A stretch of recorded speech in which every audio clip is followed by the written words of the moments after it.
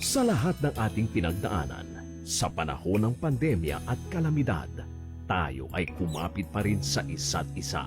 At buong tiwala ninyong ipinakita ang inyong suporta sa serbisyo at paglilingkod namin sa paghahatid ng tamang balita at impormasyon, tulong na galing sa aming puso. Kaya naman, sa latest survey ng Kantar at Nielsen, nangunguna ang mga himpilan ng RMN sa buong bansa. RMN, Number 1 sa Luzon, RMN, number 1 sa Visayas, RMN, at number 1 sa Mindanao. radyo ng buong Pilipinas. Buong karangalan ng mga radyoman ng RMN Networks ang maglilingkod sa inyo. Maraming salamat, RMN. Number 1, number 1. Wala nang iba. Radyo mo nationwide.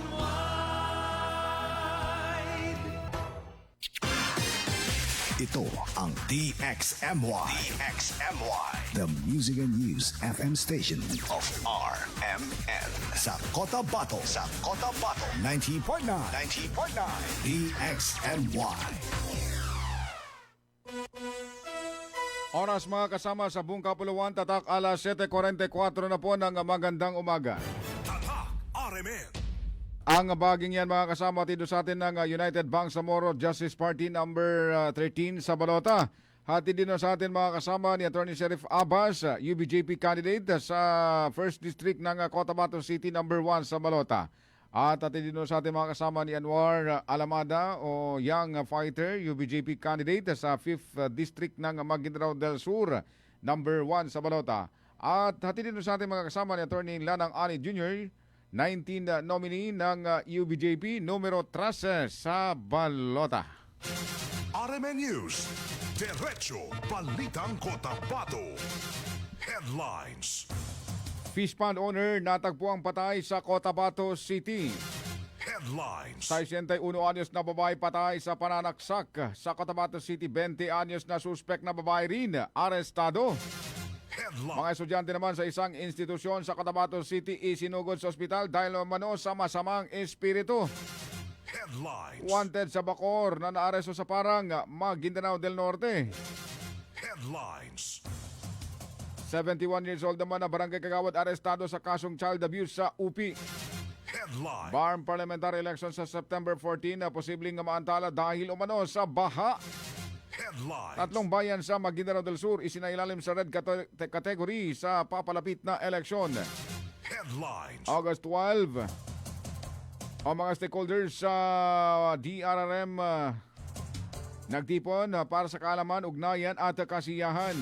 Headlines. Mahigit 15,000 mag-aaral sa Socsargen na kinabang sa programang Tara, Basa ng DSWD. Headlines. At libreng public wifi ng DICT nagpapalawak ng akses sa serbisyo ng gobyerno sa South Cotabato at Cotabato. RMN News, Diretso Balitang Cotabato. Magandang umaga po mga kasama. Ngayon po ay Wednesday, August 12, 2026. Sumasa inyo na po ang Diretso Balitang Cotabato. Ako pong inyong magiging tagapaghatid balita, Radyoman Ebs Abang. RMN News, Diretso Balitang Cotabato. Ang bahaging yan mga kasama dito sa atin ng Bangsamoro Federalist Party number 4 sa Balota. At din sa atin mga kasama ni Boots Malang, kumakandidato sa unang distrito ng Special Geographic Area sa ilalim ng BFP Party sa number 2 sa Balota. At din sa ating mga kasama ni Sultan na Dato Teng Gumbila, BFP Party, first nominee ng traditional leader, number 5 sa Balota. At din sa ating mga kasama ni Dr. Tumanda Antok, BFP candidate sa 3rd District ng Cotabato City, number 1 sa Balota. RMN News, Diretso Balitang Cotabato.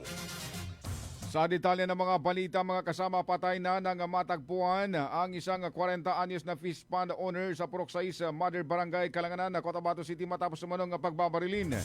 Kinilala ni Cotabato City Police Office sa PIO Police Lieutenant Rosel Evangelista sa panayam ng DXMY ang biktima na si Antonio Herida Hugnatan Jr., residente ng Purok 1 sa nasabing lugar.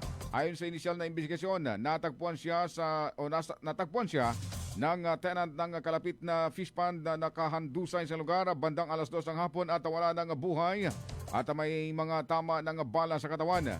Agad na ipinaalam sa pamilya ang insidente at kalaunan ay na-recover ang katawan ng biktima. Patuloy namang iniimbestigahan ng pulisya ang insidente upang matukoy ang nasa likod ng pamamaril at posibleng motibo sa krimen. Alleged natin dito is a mass hysteria po. No? So kung pag-uusapan natin, so during the initial investigation conducted po ng ating Station 2, habang ang ating isa sa mga residente po, no, o isa pong barangay tanod,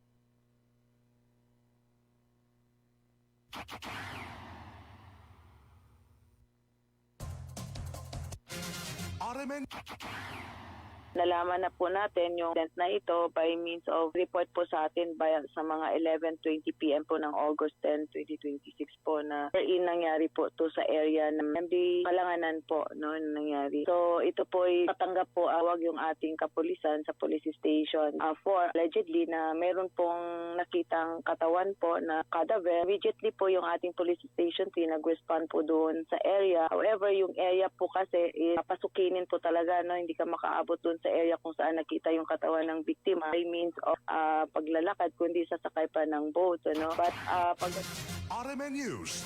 Diretso Balitang Cotabato. 7:49 ng umaga mga kasama ang baging yan. Hatid sa atin ni Attorney Omar Yasasema, first nominee ng Bangsamoro Party, at ni Engineer Bay Ali Sansaluna Caron, third nominee ng Bangsamoro Party. RMN News. Diretso Balitang Cotabato. Nasawi ang isang 61 anyos na babaeng biktima matapos pagsasaksakin ng mismong manugang nitong babae sa Purok 5, Barangay Rosarez 9, Cotabato City, alas 2:55 ng hapon kahapon. Kinilala ng Cotabato City Police Office kinilala ni Cotabato City Police Office sa PIO Lieutenant Rochelle Evangelista ang biktima na si alias Lumbay, isang byuda at isang housewife na idineklarang dead on arrival sa bahay pagamutan. Arestado naman ang 20 anyos na suspect na si alias Normina, residente ng nasabing lugar. allegedly meron pong sabing incident na nangyari, particularly dyan sa Purok 5, Barangay Rosary Heights 9, Cotabato City. So immediate turn out positive. So agad-agad naman nilang tinanong patungkol sa biktima. Ito po pala na idala na Cotabato Regional Medical Center for medical treatment. However, dead on arrival po yung ating biktima, no, by information ng attending physician. So nakilala po natin ang biktima. Wagin na lang po natin si alias Bay. No, isa po ito. More or less 61 years old po ito. Ano na po, senior citizen. Widow po ito and residente po sa nasabing lugar din po. No? At yung suspect po, tawagin po natin si alias Nor, isa pong babae. 20 years old po ito. House at residente po ng yung Batay sa paunang investigasyon ng PNP, nakita umano ng isang residenteng suspect na pumasok sa bahay ng biktima na nakasuot ng itim na abaya at makalipas ang ilang minuto ay mabilis na umalis na may dalang asul na eco bag. Nang siyasatin ang bahay, nakita ang mga bakas ng dugo at agad na hinabol ang suspect hanggang sa siya ay maaresto. Narecover mula kay Normina ang eco bag na naglalaman ng itim na abaya, pares na itim na sandals at isang sling bag na may duguang kutsilyo. Pares naman na surgical gloves, isang gold ring at 12,500 pesos cash. Kulong ngayon ang suspect at sasampa ng kasong robbery with homicide. So, during the initial investigation conducted po ng ating Station 2, habang ang ating isa sa mga residente po, no, o isa pong barangay tano, nasa area po, nakita niya po itong suspect na nakasuot po black abaya na pumasok po sa residente ng biktima. So, ilang minuto, yung suspect po ay agad-agarang lumabas din po, no. Dala-dala na po itong isang blue eco bag. Suspect na ito, napuna rin ng ating witness na parang agitated siya or yung balisa, kumbaga, no, saan paglabas niya ay nakapulang t-shirt na siya, no, and may dalang eco bag. So curious sa pangyayari na yon, yung ating barangay tanod na yon pumasok po doon sa loob at nakita nga po, no, na maraming dugo po sa sahig and immediately hinabol o sinundan niya itong suspect. RMN News, Diretso Balitang Cotabato. Kaugnay pa rin sa ibang balita naman mga kasama, isinugod sa ospital ang tinatayang 50 na estudyante o 50 estudyante ng Sunshine College sa makarang saniban umano ng masamang espiritu. Sa kasagsagan ng selebrasyon ng naturang paaralan na naganap pasado alas 10 kagabi, August 11 sa bahagi ng Diversion Road, Barangay Tamunta, Cotabato City. Sa impormasyong ipinarating sa DXMY ni Tamuntaka 2, Sangguniang Kabataan Chairperson by Alexa Sagadan, sinabayan ng mga sangkot sa kasiyahan ng isinagawang firework display alas 9 kagabi nang biglang nagkaroon ng blackout kung saan pagkalipas ng oras sa pagbabalik ng ilaw, dito na umano nagsigawan ng mga biktima na tila naingkanto hanggang sa nawala ng malay tao ang mga ito. Namin patayan ko. Tapos, nag-start na po, nagputukan ng mga fireworks. Mga 10 p.m. po na, mga pasado 10 p.m. po. Bigla po namatay yung ilaw dito. Pinatay po nila yung kuryente kasi nag-start po siya. Bale, may isang estudyante po doon na nagsisigaw sa bandang gilid ko. Nakulap po siya. Doon parang pagkamatay pa ng ilaw is doon na nag-start yung mga estudyante na nagsisigawan po. Nagsisigawan po sila. Parang na sila.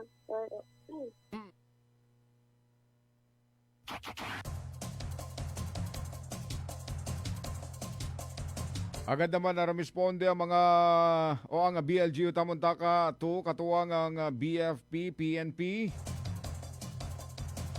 City Health Office, Health Emergency Services o CHO, HEMS, CDRRMO at mga residente sa lugar. Matapos sumanong mabulabog ang mga ito sa ulat ng umano'y pagsanib ng masamang espiritu sa mga biktima. Wala pang pagkakakilala ng sabing mga biktima, samantalang inoobserbahan na ngayon ang mga ito sa Eros Hospital, CRMC at klinik ng institusyon dahil umano sa nangyayari. Possibly po parang siguro is dahil sa pagod, kulang sa kain gano'n. Pero po kasi iba doon yung na-collapse parang po ginasaniban na po kasi nagsisigawan na po sila din. Iba kasi yung collapse parang ginasaniban is like nagasigaw-sigaw na po kasi sila sir. Mas grabe po yung iyak. Yan yung po nung katawan nila is parang rin po yung nagatigas na masyado na nagasigaw sila po. So ayun nga. RMN News, Diretso Balitang Cotabato.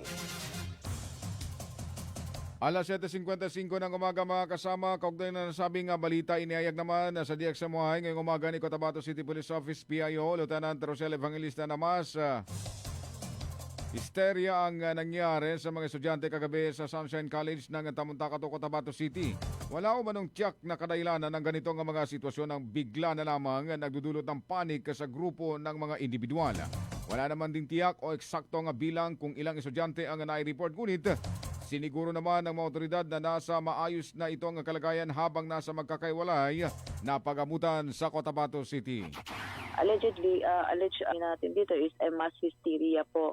So kung pag-usapan natin about mass hysteria, ito po yung sinasabing spread ng physical symptoms or panic through group people po ito. No? Wala po tayong pang masasabi kung ano po yung dahilan, physically or infectious cause po. Wala pong cause. Ito yung medical term sa mga insidenteng ito, mass hysteria. Opo, yun po yung nalagay sa ating report ng mass hysteria po. Ayun, nagpapanik yung group of RMN News, Diretso Balitang Cotabato. Alas 7:56 ng umaga mga kasama, ang oras at sa atin ng UBJP, numero 13 sa Balota. Dagdag pang mga balita mga kasama, dinakip naman ng mga otoridad ang 71 years old na incumbent barangay kagawad na kabilang sa wanted person dahil sa kasong pang-aabuso sa proteksyon ng mga kabataan sa South UP Maguindanao del Sur. Pinangunahan ng operasyon ng PNP Anti-Kidnapping Group, Cotabato at Police Regional Office Bar sa bisa ng warrant of arrest laban sa suspect na si alias Kagawad Lando, na inilabas naman ng Regional Trial Court Branch 27 sa Cotabato City dahil sa kasong paglabag sa Section 10A ng Republic Act 7610. Dinala agad sa kustodiya ng PNP Anti-Kidnapping Group ang suspect para sa kaukulang proseso habang iniintay ang paglilitis sa kanyang kasong kinasasangkutan. RMN News, Diretso Balitang Cotabato. Swak naman sa kulungan mga kasama matapos maaresto ng mga pulis sa Parang, Maguindanao del Norte ang isang lalaking wanted sa Bacoor, Cavite Bacoor City, Cavite dahil sa kaso ng paglabag sa Republic Act 9262 o Anti-Violence Against Women and Their Children Act. Kinilala ni parang Chief of Police Lieutenant Colonel Mark Harry Buglosa ang naarestong suspect na si alias Ismael. Nasa tunggulang may asawa, walang trabaho at residente ng Cotabato City. Bit-bit na mga otoridad sa kanilang pag-asalakay sa kinaroroonan ng suspect ang warrant na inilabas ni Judge Matias Garcia II ng Regional Trial Court of Branch 19 sa Bacoor City, Cavite. Nasa kustodiya na ng pulisya ang suspect habang inianda ang kanyang turnover sa korte na naglabas ng warrant. RMN News, Diretso Balitang Cotabato. 7:57 ng umaga mga kasama, tinamano sa atin yan ang Bangsamoro Federalist Party No. 4 sa Balota. Posibleng maantala ang unang BARM parliamentary election na nakatakda sa September 14 kung mananatiling lubog sa baha ang mga voting center at hindi makaboto ang mga botante. Ayon ito mga kasama kay COMELEC Chairman George Erwin Garcia, patuloy na nakakaranas ng matinding pagbaha ang ilang bahagi ng Maguindanao at Cotabato, ngunit sa ngayon ay wala pa silang nakikitang senyales na mauuwi sa pagkaantala ng halalan. Sa ilalim ng Section 6 ng Omnibus Election Code, maaaring ipagpaliban ang halalan sa mga lugar na apektado ng force majeure o iba pang mga inaasang pangyayari na makapipigil sa mga mamamayan na makaboto. RMN News, Diretso Balitang Cotabato. Alas 7:58 ng umaga mga kasama ang ating oras. Hatid sa atin ni Attorney Sheriff Abbas, kumakandidato sa unang distrito ng Cotabato City sa ilalim ng UBJP number 1 sa Balota. Tatak RMN. That time check is brought to you by Centrum Silver Advance. May nutrients adjusted for age 50 plus. Tulong para malakas ang resistensya, healthy heart, and sharp memory. The number 1 multivitamins for age 50 plus.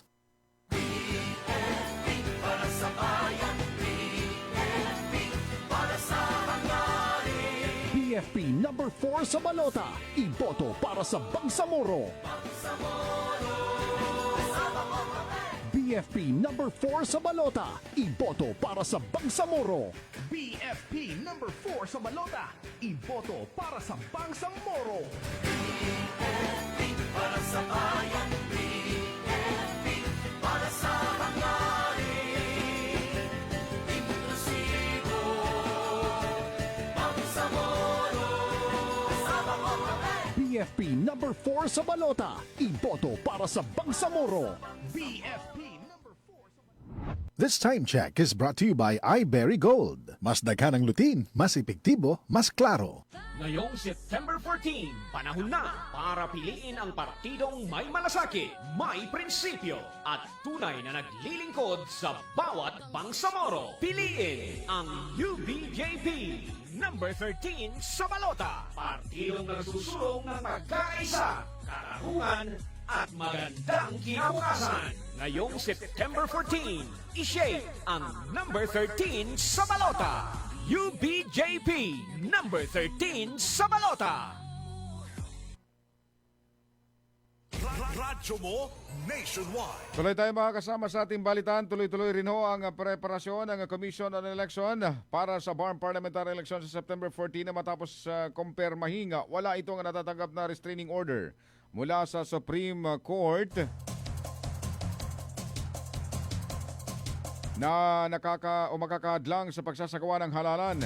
Ayon sa COMELEC o ayon kay COMELEC Chairman George Garcia, isinagawa na ang deployment ng mga election materials at kagamitan kabilang ang mga balota at iba pang gamit na kinakailangan sa araw ng halalan.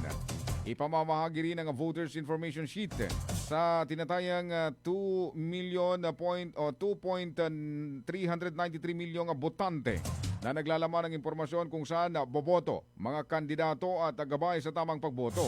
Samantala, sinabi ng COMELEC na bumaba ang bilang ng mga lugar na kabilang sa red category at wala ng lugar na itinuturing na nasa pinakamataas na kategorya ng election security concern.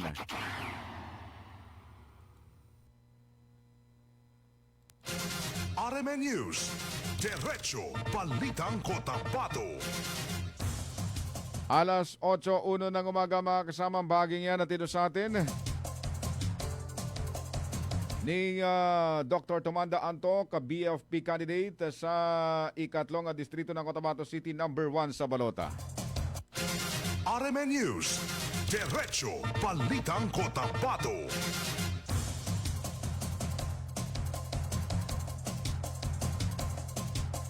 Sa ibang balita mga kasama, muling ipinaalala ni United Bangsamoro Justice Party at BF Chairman Alhaj Murad Ibrahim sa lahat ng mga Bangsamoro ang kwento kung gaano ipinaglaban noon ng mga ninunong Muslim mga kasarinlan laban sa mga mananakop na Kastila. Gid ni Kagi Murad na dahil sa kanilang pagsasakripisyo at paninindigan noon, huwag sundin ang inutos ng mga Kastila ay hindi nasakop ang mga ito kung kaya't hanggang ngayon ay nananatiling may Muslim at hindi na convert sa Katoliko. Ang mga ito ay bagay lamang na dapat baunin at huwag iwanan ng mga Bangsamoro para mapangalagaan ang bunga ng lahat ng mga sakripisyo noon ng mga nakibaka. Kaya sa mga lukas na Russian submit kano mga Espanyol. Mapamamo kasi numit rin kano mga Espanyol na magjanta ron sa mga puran niya Pilipino. Katoliko tara. Kaya sa mga lukas na minato sila. Asilang pasakup kano mga Espanyol. Dali ang paritay. So panduan ng mga Espanyol na ulyanan to nagaga isakita no na piapan pero wala sama kano lugar tano na aram bamun lugar a Muslim siya sa Pilipinas. RMN News, Diretso Balitang Cotabato. Nananawagan ngayon mga kasama si Basilan na Vice Governor Jim Saliman sa mga kandidato at taga-suporta ng Bangsamoro Federalist Party o BFP na panatiling mapayapa, maayos at tapat ang pangangampanya para sa nalalapit na BARM elections. Inihayag ito ni BG Saliman sa simultaneous region-wide campaign kick-off ng BFP sa Lamitan City na dinaluhan naman ng mga lokal na opisyal, political leaders at supporters ng partido. Hinikayat niya ang mga kalahok na igalang ang mga katunggali at bigyang kalayaan ang mga botante sa pagpili ng kanilang nais na kandidato. Ginawa niya ito kasabay ng iniulat na suporta ng siyam na alkalde mula sa iba't ibang bayan sa Basilan para sa BFP kung kaya't inimok din niya ang mga botante na suporta ng BFP party list kasabay ng panawagan para sa mapayapa at malayang halalan sa buong Bangsamoro. Ito po yung ngayong araw ay launching na Federalist Party sa party list. At rest be assured, kami po sa BFP kung ano yung nakasaad sa prinsipyo nito, which is yung generally serving the people and strengthening the Bangsamoro. RMN News, Diretso Balitang Cotabato.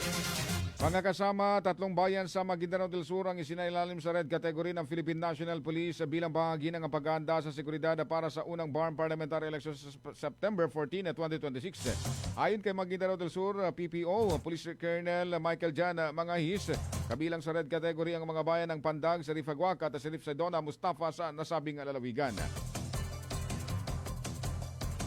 Ani Colonel Mangahis, kabilang sa mga batayan sa uri ng isang lugar bilang red category ang security assessment ng PNP at militar, matinding political rivalry at iba pang security concerns. RMN News, Diretso Balitang Cotabato.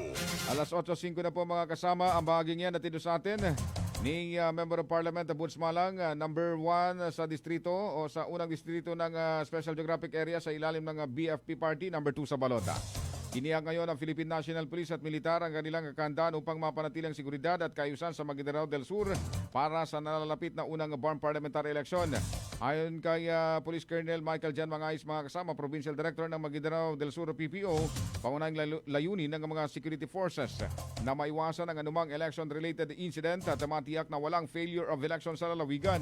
Kasama rito ang mas maigpit na pagbabantay sa mga polling area at koordinasyon sa Commission on Election o COMELEC at iba pang ahensya.